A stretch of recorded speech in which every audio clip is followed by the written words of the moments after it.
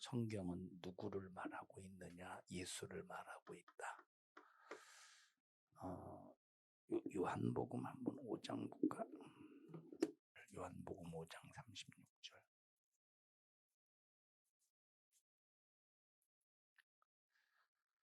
한 목소리로 읽자. 시작. 내게는 요한의 증거보다. 여기 봐봐. 요한이는 누구를 증거했느냐? 예수를 증거했어. 침례 요한이, 선지자 요한이는 누구를 증거했어? 침례 요한이 누구를 증거했어? 자, 요한이는 예수를 증거했어. 예수를 소개했단 말이야. 근데 침례 요한이가 예수를 증거한 것보다 더 큰 예가 예수님을 증거한다는 얘기인데, 또 다시 읽어보자. 36절 시작. 내게는 요한의 증거보다 더 큰 증거가 있으니 아버지께서 내게 주사 이루게 하시는 역사 곧 나의 하는 그 역사가 아버지께서 나를 보내신 것을 위하여 증거하신다. 자, 그러면 하나님 아버지는 누구를 증거하신대? 예수님을 증거하신다는 말이요. 자, 또 읽어보자. 그 뒤에 시작. 또한 나를 보내신 아버지께서 친히 나를 위하여 증거하시니 너희는 자, 38절 시작. 그 말씀이 너희 속에 거하지 아니하니. 자, 성경을 보면 성경도 예수를 증거하고 아버지도 예수를 증거하고 침례 요한뿐만 아니라 구약의 모든 선지자도 누구를 증거해? 예수를 증거해. 성령도 누구를 증거하시냐? 성령이 임하시면 누구 증인 되리라? 예수 증인 되리라. 그래서 성경은 모든 그 중심이 창세기에서부터 요한계시록에 이르기까지 누구를 증거하냐면 예수를 증거해. 그래서 성경을 볼 때 한마디로 성경은 누구를 말하느냐라고 할 때 누구를 말해? 예수를 말하고 있어. 자, 마지막 절 요한계시록 22장 마지막 절에 보면 마라나타 주 예수여 오시옵소서. 누가 와야 돼? 마지막 예수님이 재림하셔서 이제 심판하실 날이 올 텐데 빨리 속히 어서 오시옵소서라고 사도 요한이가 고백하는데, 그래서 성경 전체는 예수를 증거하고 있는데, 그래서 우리는 창세기를 읽어도 누구를 발견해야 되느냐? 예수. 창세기 출애굽기를 읽어도 예수를 발견해야 되고, 레위기를 읽어도 예수를 발견해야 되고, 성막에서 죄를 용서받기 위해서 짐승을 잡는데 그 성막에서 하나님 앞에 올려드리는 제사도 누구를 발견해야 돼? 제사에서도 예수를 꼭 발견해야 돼. 자, 그래서 성경은 크게 이제 두 가지 흐름 속에서 성경은 두 가지의 흐름 속에서 진행이 되는데, 첫째 구약과 신약의 말씀으로 나누는데, 구약은 초림하실 예수를 예언하는 말씀이고, 신약은 초림하실 예수님이 구약의 예언대로 오셨다, 이루어졌다, 약속의 성취해가는 말씀이고, 새로운 약속이잖아. 주님의 재림에 관한 예언이 기록된 말씀이에요. 그래서 여러분과 함께 지난 시간까지 요 네 가지 살펴봤지. 구약의 여자의 후손으로 오실 것을 예언하시고, 마귀의 일을 멸하시고 마귀를 없이 하실 것을 예언하시고, 처녀로 태어나실 것을 예언하시고, 하나님의 아들로서 이 땅에 오실 것을 예언했다고 말했잖아. 오늘 다섯 번째, 구약에서 예수님이 이 땅에 오실 때 어떤 모습, 어떤 존재로 오시느냐라고 할 때 다섯 번째 어떻게 예언했어? 자, 아브라함의 뭘로? 씨로 오실 것을 예언했다는 거야. 여기 왜 아브라함의 씨로 오실 것을 예언하면서 왜 예수님이 아브라함의 씨로 오셨을까? 그 아브라함의 씨라는 말은 이거 어떻게 보면 아브라함이 죄의 씨잖아, 그지? 그러면 예수님도 죄의 씨로 온다는 소리인가? 할 때 이게 도대체 무슨 소리냐. 자, 어쨌든 예언이 됐잖아요. 그래서 예수님이 아브라함의 씨로 오신다는 그 예언의 말씀을 한번 찾아서 읽어보자. 거기 나와 있지? 창세기 22장이라고 찾아보자. 22장 18절. 시작. 또 내 씨로, 누구 씨야 이게? 아브라함의 씨로. 그 다음에 시작. 22장 18절 시작. 천하 만민이 복을 얻으리라. 이는 네가 나의 말을 준행하였음이라 하셨다 하니라. 12장 3절 보자.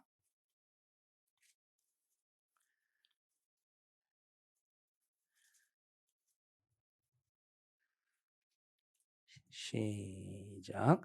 내가 너를 12장 3절 시작. 너를 축복하는 자에게는 내가 복을 내리고 너를 저주하는 자에게는 내가 저주하리니 땅의 모든 족속이 너를 인하여 복을 얻을 것이다.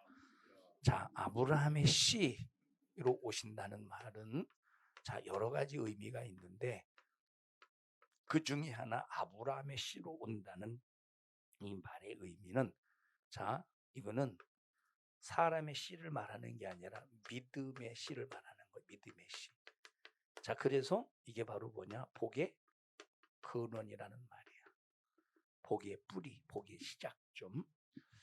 자, 성경에 복의 근원이라고 할 때 두 가지 개념이 있어. 복의 근원이라고 할 때 무슨 근원? 복의 근원이라고 할 때 두 가지 개념이 있는데 하나는 복이 자, 복이 누구로부터 오느냐? 복의 근원, 진짜 이제 복 자체, 우리를 축복하시는 축복의 자체가 있을 거 아니야, 그지? 그 축복의 그 본질이 누구냐? 복의 본질은 예수 그리스도다 할 때 예수가 복의 근원이라는 말이 있고, 자, 두 번째는 이 복의 본질 있잖아. 복의 본질을 통해서 그냥 예수님이 복의 본질이라고 할지라도 예수를 통해서 복이 임한다고 할지라도 믿음이 없으면 그 복을 소유하지 못하잖아. 그러니까 그 예수를 통해서 예수를 통해서 그 믿음의 예수님은 복의 근원인데 믿음을 통해서 복의 근원이신 예수를 통해서 복을 받아야 되지. 복을 받는 일에 있어서 어떤 모델이 있어. 믿음의 모델. 그 믿음의 모델의 시작점이 누구냐면 아브라함이라는 얘기야. 복의 시작점. 우리 인간에게 하나님의 은혜를 입는 복의 시작점, 믿음의 뿌리, 믿음의 시작이 누구라는 얘기야? 아브라함. 이게 복의 근원의 의미가 있단 말이야.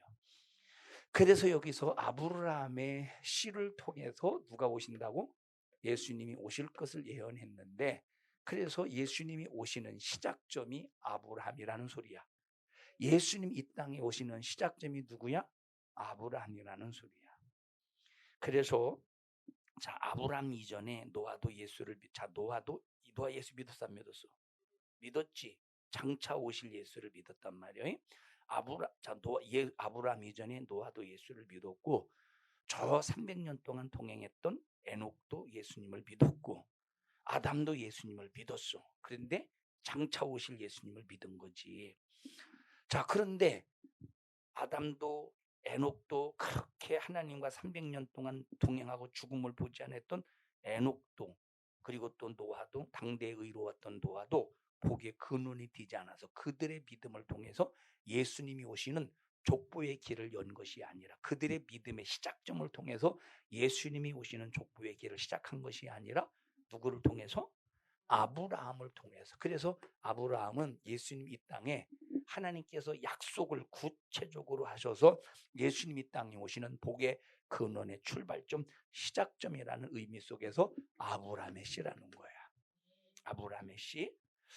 자, 두 번째, 왜 아브라함의 씨라고 말했느냐? 예를 들어 보자. 나와 여러분들이 자, 하나님의 피조물 중에서 가장 큰 자가 누구야? 하나님의 피조물 중에서 가장 큰 자, 피조물 중에서. 어? 하나님의 피조물 중에서 하나님의 피조물 중에서 가장 큰 자 보자. 소도 있고 개도 있고 사람도 있고 천사도 있고 여러 피조물들의 종류가 있잖아. 피조물 중에서 가장 큰 자가 누구야? 다시 물어볼게. 천사가 커 사람이 커? 사람이 크지.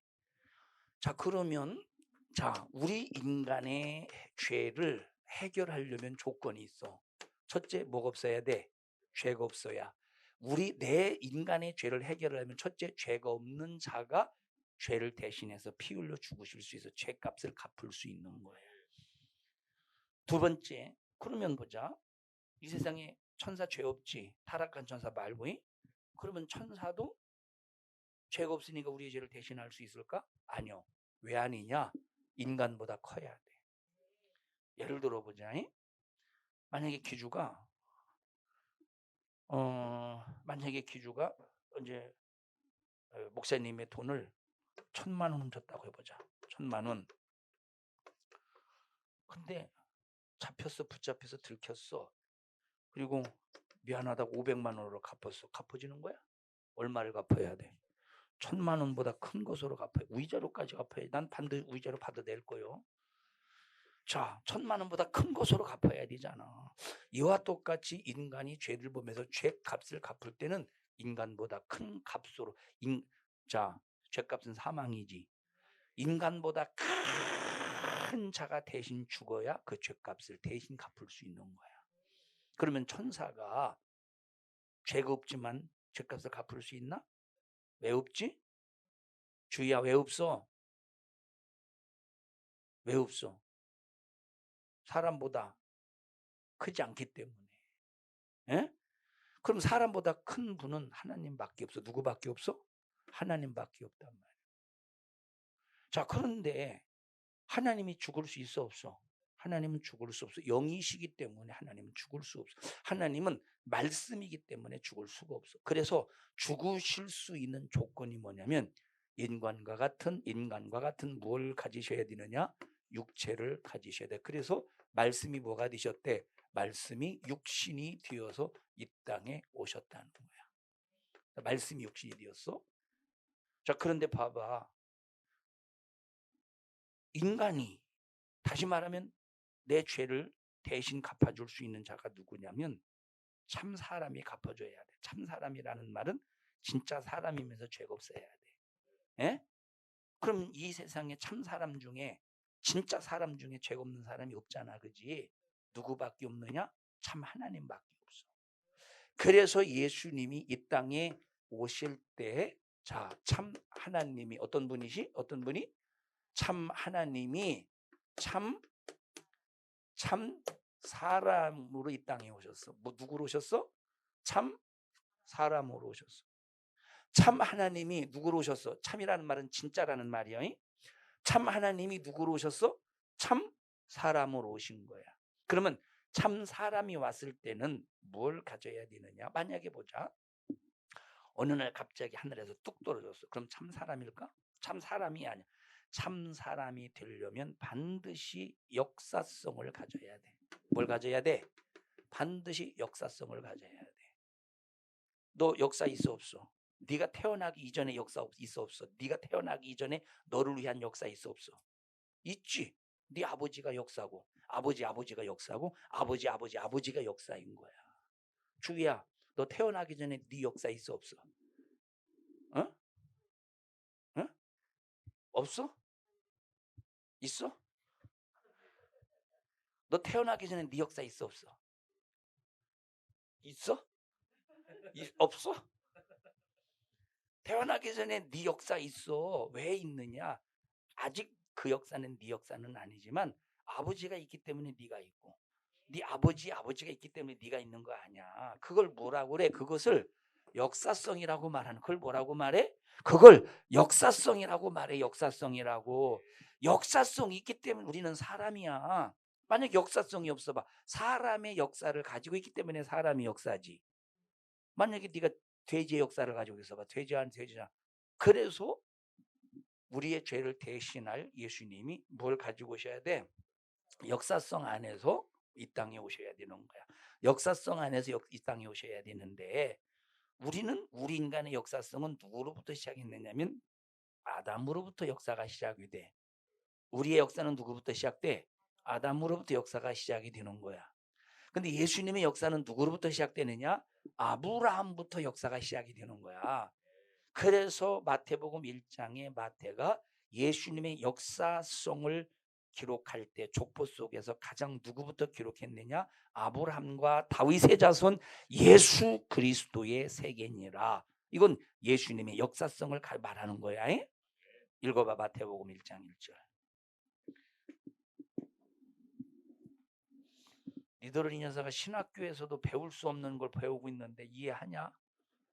어떻게 정경원 선생님이 신학교에서 배웠어요? 신학교 가보지도 않았죠. 마태복음 1장 1절 시작.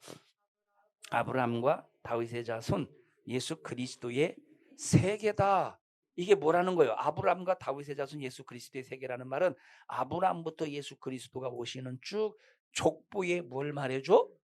역사성. 다시 말하면 예수님도 인간의 역사에 예수님도 인간의 역사의 줄기를 타고 오셨다는 거야. 응?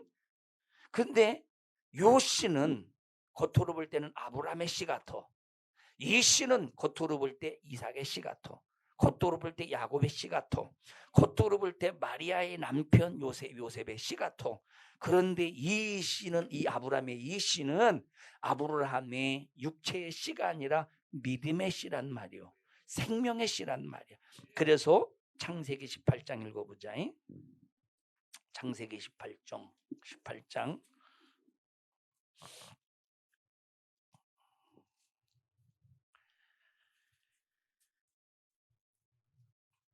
10절 보자. 창세기 18장 10절 시작. 그가 가라사대 기한이 이를 때 내가 정녕 네게 돌아오리니 네 아내 아라사라에게 아들이 있으리라. 이렇게 말씀하셨어. 내가 너에게 정녕 돌아오리니 내가 돌아오면 네 사라에게서 네 아내 사라에게서 누가 이때 아들이 있겠다는 거야. 그러면 겉으로 볼 땐 이런 역사성을 놓고 볼 때 그냥 사람이 보는 역사성으로 놓고 볼 때는 그냥 아브라함의 아들 누구냐? 이삭처럼 보이지만 이거는 누구의 역사를 만들어내기 위한 하나님의 약속이야. 누구를 이 땅에 출현시키기 위한, 예수를 이 땅에 출현시키기 위한 하나님의 약속이라는 말이야. 그래서 하나님은 예수님은 아브라함의 씨를 통해 오고, 그 다음 예언이 뭐야? 이삭의, 그 다음 봐봐. 그 다음 여섯 번째 봐봐. 이삭의 아들로 온다는 거야. 응? 그러니까 봐봐. 여기 아브라함의 씨라고 할 때는 두 가지 의미가 있어. 하나는 예수님은 복의 근원. 다시 말하면 아브라함이 복의 근원이 되어서 예수를 이 땅에 출현시키는 믿음의 시작점, 복의 근원, 복의 뿌리다 라고 하는 의미 속에서 아브라함의 씨로 올 것이다. 두 번째는 뭘 말해줘? 예수님은 뭘 타고 와? 역사성을 타고. 그래서 여기 마태복음 1장의 말씀은 족보를 기록한 이유가 예수님은 참 무엇이다? 참 사람이다 하는 걸 말하기 위해서. 이것은 바로 뭐냐? 예수님은 족보를 타고 오신다는 거예요. 뭘 타고 오셔? 예수님은 족보를. 그럼 예수님이 참 사람이라면 참 사람만이시라면 우리 죄를 해결할 수 없지. 죄의 시기 때문에. 그래서 마태복음에 보면 역사성뿐만 아니라 뭘 또 다뤄주느냐? 신성을 다루죠. 그래서 어디에서 신성을 다뤄주느냐? 14대. 에? 지난번에 읽었지? 근데 원래는 13대라고 그랬잖아요. 13대인데 14대라고 하는 것은 요셉의 씨로 온 것이 아니라 말씀이 육신이 되었다고 그래서 마리아의 뱃속에 잉태함으로 말미암아 마리아가 13대. 그래서 여자의 후손으로 왔다는 거야. 누구의 후손으로 왔어? 여자의 후손으로 왔다는 거야. 이렇게 이제 아브라함의 씨로 올 것을 예언하신 거야. 예언하신 이유가, 아브라함의 씨로 오실 것을 예언한 이유가 뭐야? 아브라함은 예수님이 땅에 오시는 첫째 복의 근원이고, 예수님이 땅에 오시는 일에 뭘 만들어 주시기 위해서? 역사성을 만들어 주시기 위해서. 자, 그래서 예수님의 쭉 족보를 타고 올라가 보면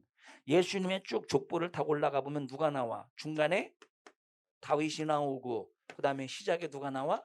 아브라함이 나오는, 이게 역사란 말이야. 자, 목사님의 고씨의 역사를 쭉 올라가 보면 제주 고씨가 제주에 고을란가? 에? 에? 고을라죠. 그때 여러분 자 봐봐. 그 제주도에 고을라, 무언또올라 세 가지 성이 있었는데 제주도에서 살던 사람이 그 세 사람 세 시족이 거기서 출발한 거야. 이래봬도 왕족 출신이요. 너는 뭐야? 상놈의 출신이야? 지금 뭐 그게 왜 중요하냐? 왕족 출신 아무 소용없어. 우리는 예수, 응? 주님이 재림하실 때 왕과 같은 권세가 있대. 자 봐봐, 쭉 올라가니까 누구냐? 그래서 목사님의 조상의 시작점, 물론 이거는 사람이 정한 조상의 시작점이지. 우리는 누구로 통일되느냐? 아담으로 통일되는데 우리가 사람으로 생각할 때 그 시작점이 고씨란 말이에요. 그래서 제주 고씨. 그럼 제주 고씨도 이게 흩어져서 이제 정착한 곳이 있단 말이야. 그 중에서 어디에서 정착해서 거기서 이제 또 파가 생겼느냐면 제주고시도 여러 가지 파가 있는데 그 파 중에서 개성파야. 개성이 뚜렷해. 그래서 개성파라는 게 뭔지 알지? 저 북한에 개성이 있잖아. 그 개성파라는 거야. 이와 같이 족보가 있듯이 그래서 자 이게 족보를 들여다 목사님이 이 개성파의 38대 손인가 30몇 대 손이라는데 잘 모르겠어. 이제 중학교 때 들어가지고 잊어버렸어. 자, 쭉 이와 똑같이 예수님의 족보를 쭉 타고 올라가 보면 누가 나와? 아브라함이 나온다는 거야. 그래서 예수님은 역사성을 가지고 있어야 참 사람이지 신성을 가지고 있어야 참 하나님이야. 그래서 자 신성을 가지고 이 땅에 오실 것을 예언할 것에 관해서는 이제 다른 말씀으로 예언했고 역사성 참 사람으로 이 땅에 오실 것을 예언한 말씀 중에 하나가 아브라함의 씨로 올 것이다. 복의 근원이 될 것이다라고 예언을 한 거야. 자, 그럼 그 말씀이 한번 이루어진 거를 보자. 자, 첫째 마태복음 1장 1절을 보면 알 수가 있겠지.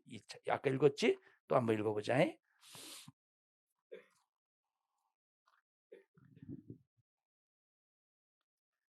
마태복음 1장 1절 시작. 아브라함과 다윗의 자손 예수 그리스도의 세계니라. 그 예수님이 역사가 보이지, 그지? 예수님의 인류의 역사가 보이지. 인류 속에 예수님이 들어있는 역사가 보이잖아. 갈라디아서 3장 16절 보자.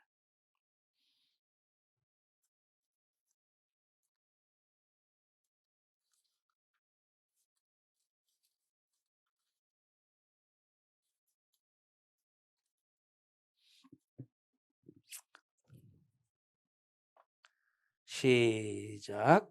이 약속들은 아브라함과 그 자손에게 말씀하신 것인데 여럿을 가리켜 그 자손들이라 하지 아니하시고 오직 하나를 가리켜 네 자손이라 하셨으니 곧 저 아브라함의 자손은 딱 한 사람으로 가르쳤대.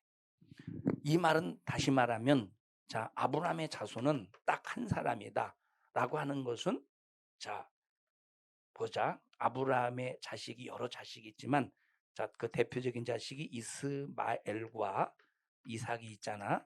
자, 이스마엘과 이삭이라는 자식이 있지만 이스마엘을 자식으로 여기지 않고 누구를 자식으로 여겼어? 이삭을 자식으로 여겼다는 거야.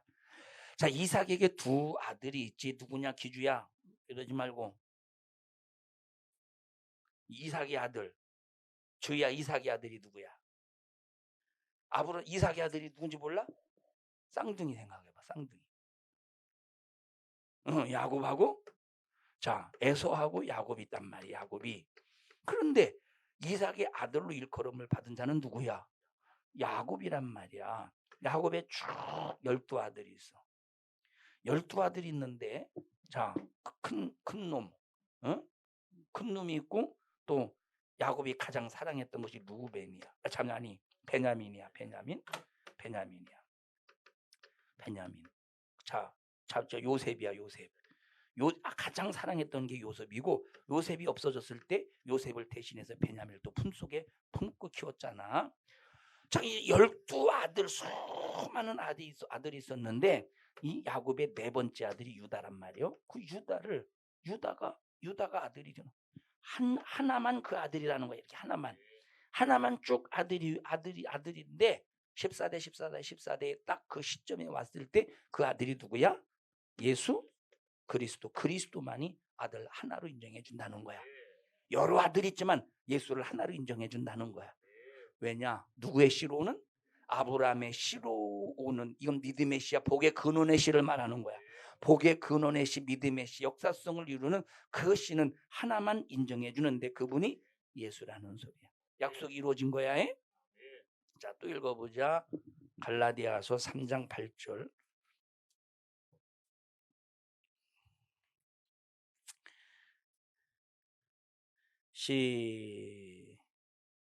시작.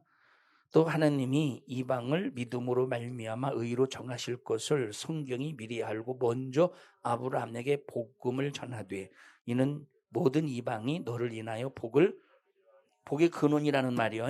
모든 이방이 너를 인해서 복을 받는다. 누구를 받는다? 예수를 받는다는 소리야. 누구를 받는다? 예수를 받는다는 소리야. 14절 보자. 14절 시작. 이는 그리스도 예수 안에서 아브라함의 복이 이방인에게 미치게 하고 또 우리로 하여금 믿음으로 말미암아 성령의 약속을 받게 하려 함이라. 이렇게 해서 예수님을 이 땅에 출현시키시고 우리를 구원하시는 일에 하나님께서 예수님의 오심을 뭘로 만드신다? 역사성으로 만드신다. 예수님의 역사성을 만드신다. 그 역사성으로 최초에 누가 쓰임 받았어? 아브라함이 쓰임 받아서 복의 근원 아브라함의 씨로 오실 것을 약속하시고 그대로 이루셨다는 거야. 합심해서 기도할 때 하나님의 약속의 말씀은 그대로 이루어집니다. 우리 믿음의 족보에서 이탈되지 않게 하시고 분명한 믿음의 족보의 길을 가게 하여 주시옵소서. 우리 주여 세 번 부르고 통성으로 기도합니다. 주여 주여 주여. 하나님 우리 청년들을 축복합니다. 하나님 중심의 승리자 되게 하시고 약속이 그대로 이루어지듯 우리 청년들이 약속의 말씀 붙잡고 꼭 믿음으로 승리케 하여 주시옵소서. 오늘 이 종을 사용해 주셔서 감사합니다. 우리 청년들 불신앙을 조장하는 악한 영에게 속지 않게 하시고 이 원수의 영이 떠나가게 하옵소서. 예수님의 이름으로 명령하노니 불신앙을 조장하는 저주받은 악한 영은 우리 청년들에게서 떠나가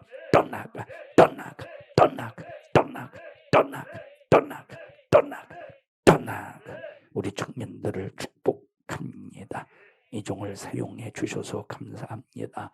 영광을 받으시옵소서. 예수님 이름으로 기도하옵나이다.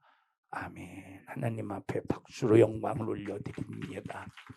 할렐루야, 할렐루야, 할렐루야.